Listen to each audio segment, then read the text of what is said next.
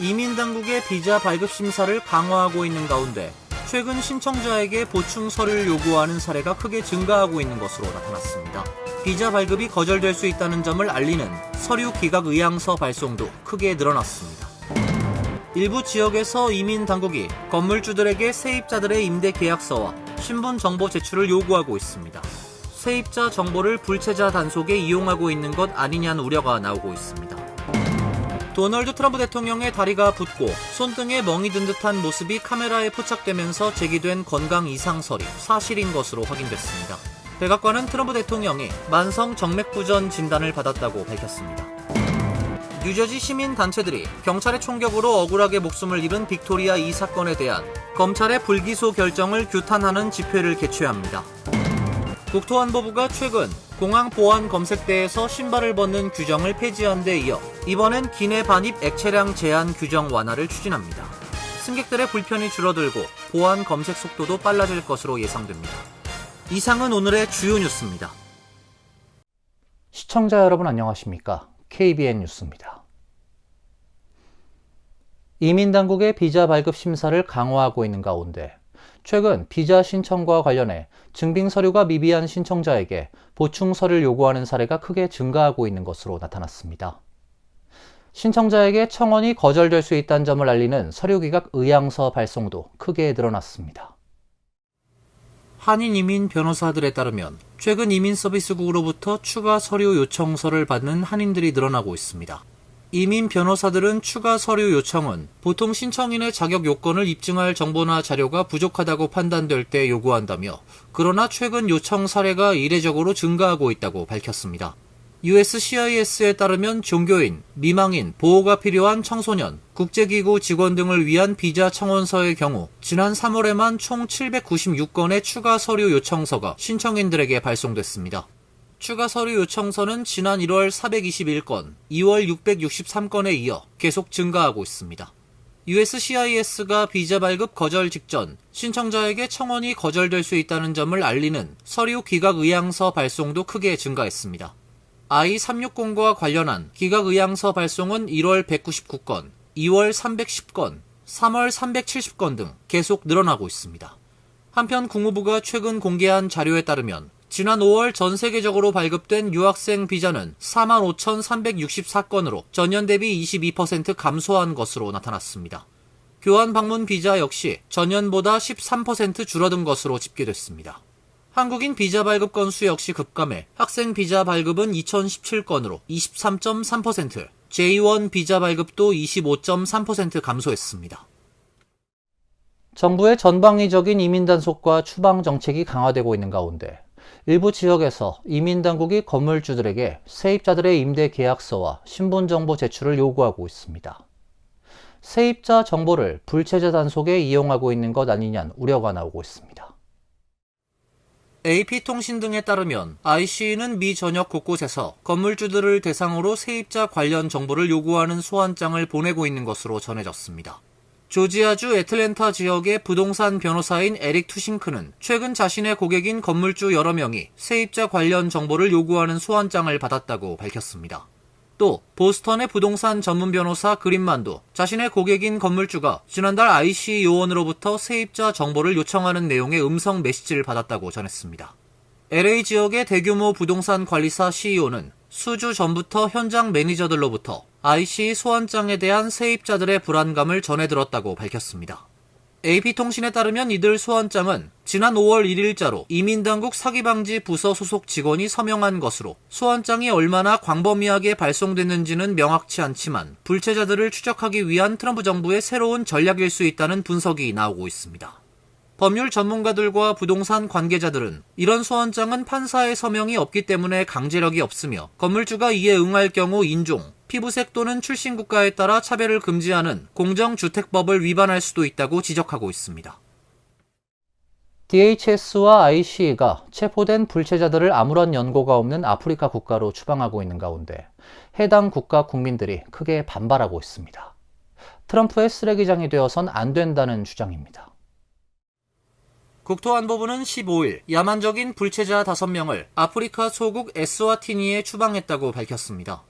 앞서 미국은 8명의 불체자를 남수단에 보냈습니다. 불체자 아프리카 추방 움직임에 아프리카 전역, 특히 에스와티니에서는 추방된 외국인들이 도착하자 분노가 폭발했다고 CNN은 전했습니다. 뉴저지주와 비슷한 면적의 에스와티니는 절대 권력을 가진 군주가 통치하고 있는 곳입니다. 관계자들은 16일 미국에서 추방된 5명이 에스와티니 교도소 내 고립된 시설에 수감돼 있다고 밝히며 추방된 이들이 국가나 국민에게 어떠한 위협도 가하지 않는다고 강조했습니다. 정부 대변인은 이 추방에 대해 수개월에 걸친 고위급 교류의 결과라고 말했습니다. CNN은 미국의 불체자 추방에 대한 대중의 반발은 이들이 위험하다는 인식과 함께 미국이 에스와티니를 안전한 제3국으로 묘사하는 것도 요인이라고 전했습니다.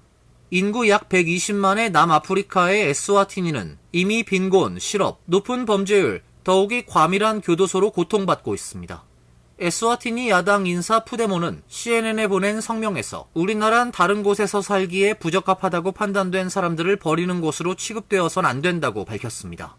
에스와티니가 미국 추방자들을 수용해 어떤 이익을 얻을지는 불분명합니다. 정부 대변인은 CNN과의 인터뷰에서 미국과의 협상 조건은 여전히 기밀 정보라고 말했습니다. 도널드 트럼프 대통령의 다리가 붓고 손등에 멍이 든 듯한 모습이 카메라에 포착되면서 제기된 건강 이상설이 사실인 것으로 확인됐습니다. 백악관은 트럼프 대통령은 만성 정맥부전 진단을 받았다 밝히고, 하지만 70세 이상의 나이에선 흔하고 일반적인 상태라고 해명했습니다. 캐롤라인 레빗 백악관 대변인은 어제 정례 브리핑에서 트럼프 대통령이 최근 검사에서 만성 정맥 부전이 발견됐다고 밝혔습니다. 트럼프 대통령은 최근 몇 주간 하체 부분에 경미한 부종이 있어서 초음파와 혈관 검사 등 종합 검진을 받았고 만성 정맥 부전 진단이 내려졌습니다. 레빗 대변인은 70세 이상의 나이에서는 흔하고 일반적인 상태라고 강조했습니다. 만성 정맥 부전은 다리 정맥에 혈액이 고이면서 국소적인 정맥압이 지속해서 높아지는 질환입니다. 심부정맥 혈전 병력이 있는 환자의 약 30에서 40%는 판막 손상으로 만성적인 정맥순환 장애로 이행될 가능성이 높습니다. 대변인은 심부정맥 혈전증이나 동맥 질환은 발견되지 않았고 심장과 신장 등 다른 검사에서도 정상임이 확인됐다고 전했습니다. 최근 언론에 포착된 트럼프 대통령 손등의 멍자국에 대해서는 빈번한 악수와 아스피린 복용으로 인한 경미한 연조직 자극이라고 설명했습니다. 아스피린은 심혈관 질환 예방을 위해 복용하고 있다고 덧붙였습니다. 레빗 대변인은 트럼프 대통령은 현재 훌륭한 건강 상태를 유지하고 있으며 이는 여러분 모두가 매일 목격하고 있다고 생각한다고 말했습니다. 지난 2020년 흑인 여성을 오인해 총격 사망케 한 경찰관이 지난해 유죄 판결을 받았는데요. 법무부가 16일 해당 경찰관에 대해 징역 하루를 구형해 논란이 되고 있습니다. 사망한 흑인 여성의 가족은 모욕적이라고 반발했습니다.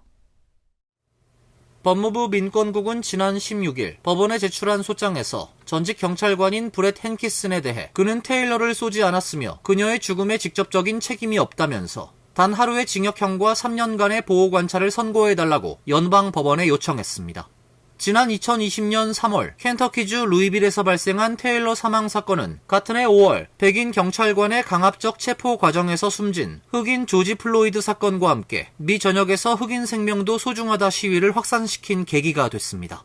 당시 마약 수색 영장을 발부받은 백인 경찰관 3명은 테일러의 집을 용의자의 집으로 오인해 문을 강제로 열고 집 안으로 들어갔습니다. 잠을 자던 테일러의 남자친구는 경찰을 침입자로 오인해 총을 발사했고 경찰이 대응 사격을 하는 과정에서 테일러가 경찰의 총에 맞아 숨졌습니다. 테일러의 집에서 10발의 총탄을 발사했던 헨키스는 경찰관 3명 중 유일하게 기소됐습니다. 그는 켄터키주 법원에서 무죄를 받았지만 이후 공권력 남용에 따른 민권법 위반 혐의로 기소돼 지난해 연방 배심원단으로부터 유죄 판결을 받았습니다. 법무부는 법원에 낸 소장에서 헨키슨의 총탄이 직접적으로 테일러를 죽이지 않은 데다 5년 전 경찰복을 벗은 전과자로서 이미 충분한 대가를 치렀다는 점을 부각했습니다. 징역 하루는 앞서 헨키슨이 체포돼 수감됐던 기간에 해당하며 이미 복역한 일수로 인정받을 수 있다고 법무부는 설명했습니다. 테일러의 유족은 법무부의 구형량을 두고 모욕적이라고 반발했습니다. 변호인단은 성명을 통해 단 하루의 형량을 권고하는 것은 백인 경찰이 흑인의 시민권을 침해해도 거의 처벌을 받지 않는다는 분명한 메시지를 보내는 것이라고 비난했습니다. 뉴저지 시민단체들이 경찰의 총격으로 억울하게 목숨을 잃은 빅토리아 이 사건에 대한 검찰의 불기소 결정을 규탄하는 집회를 개최합니다. AAPI 뉴저지 등 시민단체들은 토요일인 내일 오후 1시부터 포트리 허드슨 라이츠 공원에서 집회를 개최한다고 밝혔습니다.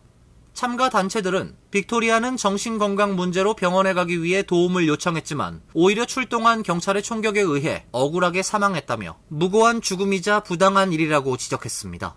그러나 뉴저지주 대배심은 총격을 가한 경찰에 대해 불기소를 결정했다며 잘못된 결정에 항의하고 변화와 책임을 요구하기 위해 집회에 많은 시민들이 함께 참여해주길 바란다고 밝혔습니다. 뉴저지주 대배심은 지난 14일 빅토리아 이 씨에게 총격을 가한 포트리 경찰 피켄스 경관에 대한 불기소 결정을 내렸습니다. 이 씨의 유족과 시민단체들은 납득할 수 없는 결정이라며 반발하고 있습니다. 시민단체들은 포트리 시장과 시의회, 경찰서에 이 씨 사례에 연루된 경찰들에 대한 내부 징계 절차 개시를 다시 한번 요구한다며 총격을 가한 피켄스 경관뿐만 아니라 그 짧은 순간에 무모한 결정을 내리는 데 관여한 모든 경찰들이 조사 대상이 돼야 한다고 촉구하고 있습니다. DHS가 최근 공항 보안 검색대에서 신발을 벗는 규정을 폐지한 데 이어 이번엔 기내 반입 액체량 제한 규정 완화를 추진합니다. 승객들의 불편이 줄어들고 보안 검색 속도도 빨라질 것으로 예상됩니다.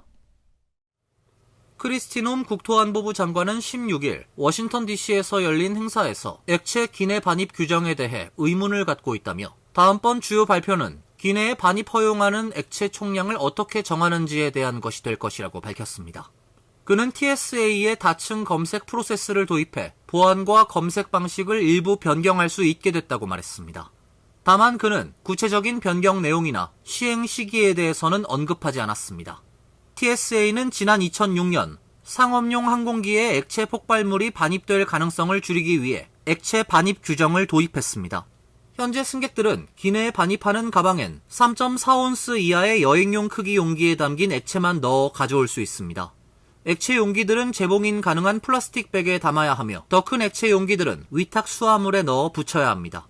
이 규정이 시행된 이후 보안검색대 앞에서는 승객들이 가져온 물을 급히 마시거나 크기 요건을 충족하지 않는 화장품이나 음료 등을 모두 꺼내 버리는 모습이 일상이 됐습니다. 한편 앞서 국토안보부는 대부분의 항공 승객이 공항 보안 검색대에서 신발을 벗을 필요가 없다는 규정도 발표했습니다. 세계적인 밴드 콜드플레이의 콘서트에서 유명 기업인이 부인이 아닌 다른 여성과 스킨십을 하고 있는 모습이 포착돼 불륜 의혹이 제기됐습니다. 뉴욕 포스트에 따르면 지난 16일 보스턴에서 열린 콜드플레이의 콘서트 도중 관객을 비춘 카메라에 한 남성이 여성을 뒤에서 껴안고 있는 장면이 잡혔습니다. 남성이 여성의 뒤에 서서 배와 가슴에 팔을 올린 채 백허그하고 있고 여성은 남성의 손을 잡고 팔을 겹친 채 공연을 즐기고 있었습니다. 이들은 전광판에 자신들의 모습이 나오자 놀라며 즉시 떨어졌습니다. 여성은 양손으로 자신의 얼굴을 감싼 채 뒤돌았고 남성은 자리에 쪼그리고 앉아 카메라를 피했습니다. 전광판을 보며 팬들과 인사를 나누던 콜드플레이의 보컬 크리스 마틴은 우리가 뭔가 나쁜 짓을 한 게 아니길 바란다며 두 사람은 바람을 피우고 있거나 아니면 그냥 수줍은 걸 수도 있다고 농담했습니다. 이 장면을 담은 영상은 SNS를 통해 빠르게 퍼지며 화제가 됐고 네티즌들은 영상 속 남성과 여성의 신원을 밝혀냈습니다. 영상 속 남성은 앤디 바이런 아스트로노머 CEO, 여성은 이 기업의 최고 인사 책임자 크리스틴 캐벗으로 확인됐습니다. 아스트로노머는 지난 2022년 10억 달러 이상의 기업 가치를 평가받은 민간 데이터 인프라 스타트업입니다. 최근 사업 확장을 위해 본사를 뉴욕으로 이전했습니다. 바이런은 아내와 두 아이가 있고 캐벗은 지난 2022년에 이혼한 것으로 알려졌습니다. 스캔들 영상 공개 후 바이런의 아내는 자신의 SNS에 남편의 이름을 삭제하고 계정을 비공개로 돌렸습니다. 이어서 간추린 소식입니다. 연방의회 법안 정보 시스템에 공개된 상원군사회의 2026 회계연도 국방수건 법안 초안에 주한미군 군인 수를 28,500명 미만으로 감축할 목적으로 예산을 지출해선 안 된다고 명시된 것으로 확인됐습니다. 한미연합사령부의 전시작전 통제권을 한국지휘사령부로 전환을 완료하는 데에도 예산을 지출하지 못하도록 했습니다. 법안은 주한미군을 감축할 경우 국방장관은 주한미군 사령관, 인도태평양 사령관, 국무장관, 국가정보국장과 협의해 미국의 안보, 한국과 일본의 안보, 미국의 억지력 및 인태사령부의 방어 태세 등 영향을 평가하도록 했습니다.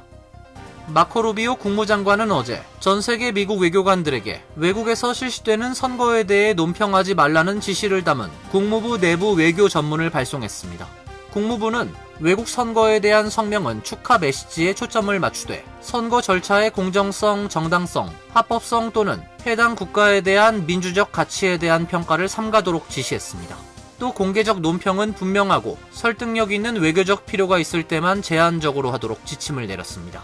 이어 선거 관련 메시지는 국무장관 본인 또는 국무부 대변인에게서만 나와야 하며 국무부 고위 인사의 명시적 승인 없이 외교관이 개별적으로 성명을 내는 것은 금지된다고도 명시했습니다. 오는 9월 학기부터 뉴욕주 모든 공립학교에서 휴대폰 사용이 전면 금지됩니다. 캐시 호컬 뉴욕 주지사가 야심차게 추진한 벨투벨 정책이 본격 시행되는 것으로 뉴욕시를 포함한 주내 모든 공립학교는 새학기 첫날부터 등교에서 하교까지 하루 종일 학교에서 휴대폰을 사용할 수 없게 됩니다. 다만 인슐린 모니터링 등 의료적 필요가 있는 학생들은 예외로 합니다. 교육당국은 휴대폰 사용 금지 정책 시행을 위해 휴대폰 보관 방법에 대한 자체 계획을 수립해야 하고 필요시 학부모와 자녀 간 연락 방법 마련, 지역별 관련 정책 개발을 교사, 학부모, 학생 간 협의 후 8월 1일까지 정책 계획서를 제출해야 합니다. 아이오와주 지역 매체 KCRG에 따르면 48세 한인 남성 조나단 김 씨는 지난 14일 오후 7시경 I-80 프리웨이에서 시속 65마일 구간을 85마일로 주행하다 고속도로 순찰대의 정지 명령을 받았습니다. 하지만 김 씨는 이를 무시하고 도주했으며 수차례 차선을 바꾸는 등 난폭 운전을 하며 시속 110마일까지 속도를 높였습니다. 순찰대는 김 씨의 차량 뒤편을 들이받아 회전시키는 방식으로 차량을 강제 정지시켰습니다. 체포 당시 김 씨는 추격 중 의식을 잃었다고 주장하고 맥주 한 캔을 마셨다고 진술했으나 경찰의 음주 측정 결과 음주는 확인되지 않았습니다. 김 씨는 지난 3월에도 자신을 체포하려는 경관을 폭행해 기소된 바 있습니다. 환율과 증권 소식입니다.